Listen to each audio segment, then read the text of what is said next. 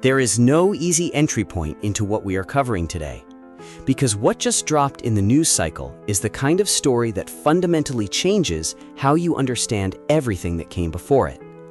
Drake has been named in a federal RICO lawsuit. Not a civil complaint, not a contract grievance, a federal racketeering case alongside Adin Ross, Akademics, and several others. And if you want to understand why this specific designation matters more than any legal action Drake has faced before, stay here, because the details are going to require your full attention. A RICO filing is categorically different from every other lawsuit Drake has been involved in. It requires demonstrating not just that something bad happened, but that multiple parties worked together deliberately and repeatedly as part of a structured criminal organization.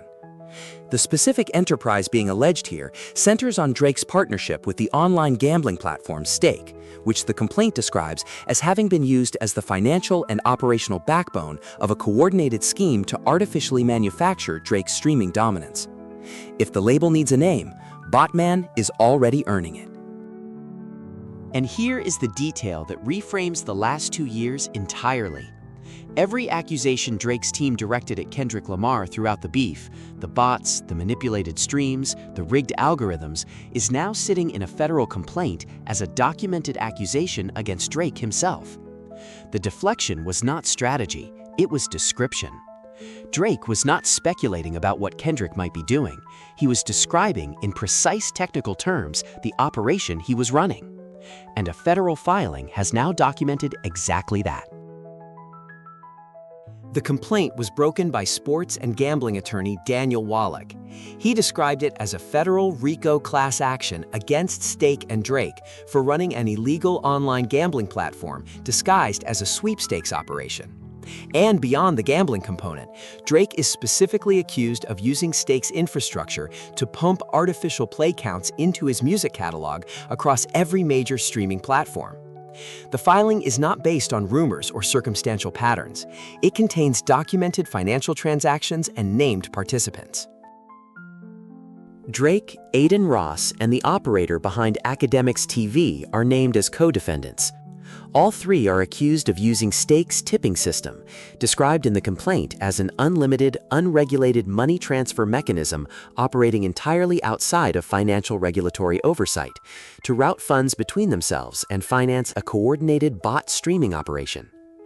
The defendants allegedly used this system to generate fraudulent streams of Drake's music, fabricate his platform metrics, target competitors and music executives, and corrupt the recommendation algorithms that determine what music real listeners actually encounter.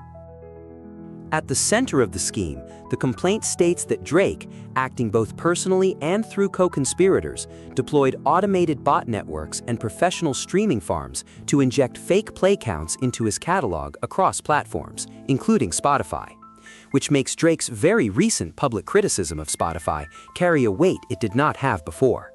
Because the streams being pushed into that platform were specifically calibrated to mislead royalty engines, distort charts and playlists, manufacture false popularity signals, and redirect streaming revenue away from legitimate artists and toward Drake's artificially inflated share. The financial paper trail in the filing is specific enough to be significant. The complaint cites a publicly recorded $100,000 tip transfer between Drake and Adin Ross processed through Stake in 2023, routed through that channel precisely because it operates outside conventional financial oversight. And then, just days before this lawsuit was formally filed, Drake reportedly gave Adin Ross a $220,000 car. These transactions are characterized in the complaint as the financial infrastructure of the entire botting operation, payments moving through an unregulated mechanism to keep the machine funded and invisible. Stake's function in all of this is what elevates this from a music industry story into a federal criminal matter. The platform was apparently designed in a way that deliberately obscured the nature and destination of transactions, allowing the defendants to keep every money flow connected to the bot operation hidden from regulators, platform auditors, and the public. The scheme was not just fraudulent, it was engineered for concealment. And the fact that it is now inside a federal RICO filing suggests the concealment was less effective than the people running it assumed. And when you place this alongside the other streaming manipulation allegations Drake has already faced, the RBX lawsuit, the fake geographic stream clusters, the VPN routing through uninhabited regions, what becomes visible is not a series of isolated incidents. It is a consistent pattern arriving from multiple independent legal angles at the same conclusion. Drake's streaming dominance was not built on genuine audience demand. It was built on a coordinated, multi-layered fraud operation that has been running for years and has shaped virtually every dimension of how his commercial presence was constructed. And the scale and sophistication of what is being alleged here is genuinely without precedent in the music industry. Streaming manipulation as a general problem is not new. Small-scale botting, playlist payola, these things have existed as long as streaming has. But what this complaint describes is categorically different. A major recording artist, a global gambling platform, a media figure with millions of followers, and a network of bot operators, all working in coordinated concert over an extended period to defraud streaming platforms, labels, independent artists, and music consumers simultaneously. Nothing of this scope has been documented before. The detail that the operator behind Akademics TV has apparently been based in Australia throughout all of this, constructing an entire public identity as a voice of hip-hop culture while being entirely disconnected from it geographically and substantively, is one of the more clarifying facts in the whole complaint. It explains something that was always slightly off about that platform, the gap between how it talks about the culture and how it appears to understand it. The answer, based on what is now in this filing, is that the platform was never actually operating from inside the culture. The culture was the costume, the operation was everything else. The financial cycle at the heart of this scheme, as described in the complaint, is a closed, self-sustaining loop. Drake routes money through Stake's unregulated tipping system to bot operators. Those bots generate fraudulent streams across major platforms. Those streams increase Drake's proportional share of the total streaming royalty pool. That increased payout gets recycled back into funding more bots, producing more streams, generating more money, and repeating. It is a fraud machine designed to extract value from the stream economy continuously. And the parties absorbing the cost of that extraction are every legitimate artist whose real streams were being diluted in the same pool. And this is the dimension of this story that extends far beyond Drake personally. This is not just a Drake story. Every independent artist, every emerging songwriter, every musician trying to build a genuine career through real music has been sharing their streaming revenue with a fraud operation they had no knowledge of and no protection from. Every real stream they earned was worth fractionally less because fake streams were claiming an outsized portion of the same pool. The creative stagnation in hip-hop over recent years, the difficulty for new artists to break through, the shrinking economics for independent musicians has multiple causes. But what this lawsuit alleges is that one of those causes was Drake systematically inflating his numbers at everyone else's expense. The claim that Drake is a genuine billionaire operating from a position of real financial strength does not survive contact with this lawsuit. People who are genuinely financially comfortable do not build pyramid schemes to inflate their streaming metrics. This behavior is consistent with someone who understands that if the artificial inflation stops, the numbers collapse, and everything the commercial identity has been built on top of collapses with it. The scheme was not an act of greed from a position of security. It was an act of dependency from someone who could not afford to let the illusion fail. And the question this filing forces about Drake's entire financial history is genuinely uncomfortable to sit with. If the streaming numbers have been systematically manufactured, if the metrics used to establish his market value and negotiate his contracts have been fraudulent, then what is any of it actually worth? The reported $400 million deal from UMG was justified by a commercial profile that may never have been real. The contract renegotiation he has been pushing, demanding even, is being pursued on the basis of streaming data that is now the subject of a federal fraud complaint. The question of whether Drake has ever been paid what he was actually worth, based on genuine demand rather than manufactured numbers, is no longer rhetorical. It is a live legal question.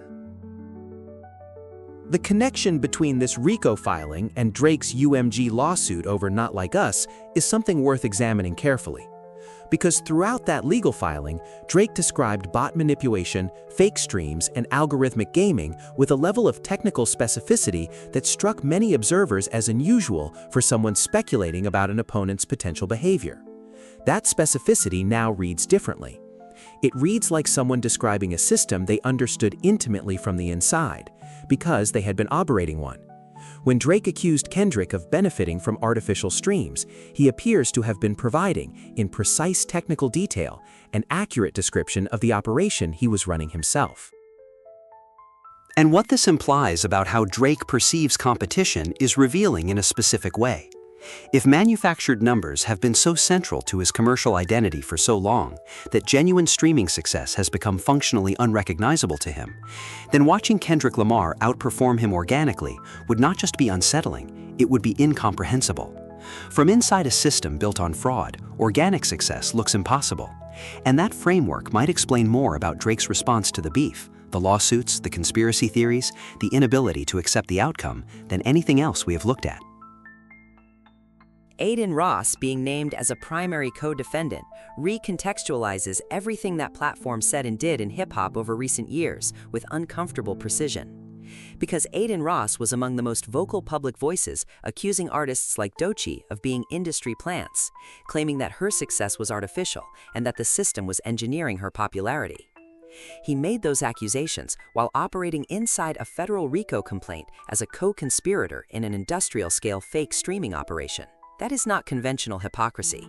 That is the specific pattern of behavior where someone describes their own scheme as an accusation against someone else because they know exactly what the scheme looks like and exactly how it functions. How deep this ultimately goes, how many additional participants may surface as the investigation develops, is genuinely unknown at this stage. What can be said with confidence is that the people already named in this complaint are facing serious and potentially career-defining legal jeopardy. And if the core allegations hold up, the bot operation, the stake money pipeline, the royalty pool fraud, the effects on the music industry are going to be significant, lasting, and will extend to people and institutions that have nothing to do with Drake personally. The analogy that makes the scale of this most legible is a film industry equivalent. Imagine discovering that the highest-grossing films of all time had their box office numbers deliberately and systematically inflated by the studios that released them. Every financial decision made downstream of those numbers, talent contracts justified by those grosses, distribution deals anchored in that performance data, investment decisions based on those figures, would have to be re-examined from the ground up. That is the situation the music industry is now confronting, because the numbers that determined who got paid, how much, and on what terms across the streaming era may not have been real. For UMG specifically, if this lawsuit has merit, the reckoning ahead is going to be significant. They paid their highest-earning artist based on commercial metrics he was allegedly manipulating to justify those payments. Every contract negotiation, every royalty structure, every promotional investment made in Drake on the basis of those streaming figures was made on data that was being actively corrupted. And that artist has also publicly declared war on the label's CEO in his own album rollout materials. The combination of fraud exposure and public antagonism leaves UMG in a position where every available response carries major consequences, for Drake, for the label, and for every other artist on their roster. Stake's specific role in enabling the operation at this scale is what made a federal matter possible. A regulated financial institution could not have processed these transfers without triggering oversight. A legitimate business partner could not have provided the concealment the complaint describes. Stake's platform was apparently built in a way that obscured the nature of transactions and made withdrawals appear as generic activity, allowing the money flows connected to the bot operation to remain invisible to regulators and auditors for as long as the scheme ran. The infrastructure was purpose-built for concealment, and it worked, until it did not. And if UMG establishes that the commercial profile they invested in was never real, that the streaming metrics justifying Drake's valuation were manufactured, the downstream consequences for how labels and streaming platforms treat artist performance data going forward are going to be significant and broadly felt. more auditing, more verification requirements, tighter royalty calculation mechanisms, reduced leverage for artists in contract negotiations. And the people absorbing the cost of all of that increased friction are not going to be Drake. They are going to be the musicians who built real audiences through genuine music, and who will now be treated with more institutional skepticism because one person made institutional skepticism necessary. And that is the genuinely difficult dimension of all of this. The long-term price of what Drake allegedly did is not going to be paid primarily by Drake. It is going to be paid by legitimate artists who had nothing to do with any of it. Every independent musician now faces more skepticism about their numbers because Drake made it rational to be skeptical. Every emerging artist enters a more hostile, more suspicious, more difficult commercial landscape because one person decided that genuine artistry was not sufficient and that the entire underlying infrastructure needed to be rigged in their favor. And the music industry carries its own responsibility for creating the conditions that made this possible in the first place. A commercial ecosystem built entirely around quantified metrics, stream counts, chart positions, algorithmic rankings, is an ecosystem optimized for exploitation by people who are skilled at manipulating numbers rather than making music. When the metric becomes the product, the incentive to manufacture the metric becomes overwhelming for anyone with the resources and the willingness to act on it. Drake was apparently both. And the industry is now confronting the logical conclusion of building its entire commercial logic around numbers that were always gameable. And while there is genuine satisfaction in watching consequences arrive for behavior that has been visible to anyone paying close attention for years, that satisfaction has to be held alongside what comes next. Because if this lawsuit proceeds, the revelations it generates are going to be uncomfortable for people and institutions beyond just Drake. The structural changes to how the music industry operates in the aftermath are going to affect artists who deserve better treatment, not just the ones who deserve exactly this. Drake and the system that built him made their choices. They prioritized manufactured dominance over genuine artistry. They chose numbers over music. And this is where those choices lead.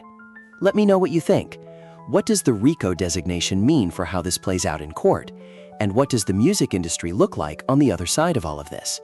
Leave a like and subscribe if you made it this far. It genuinely helps.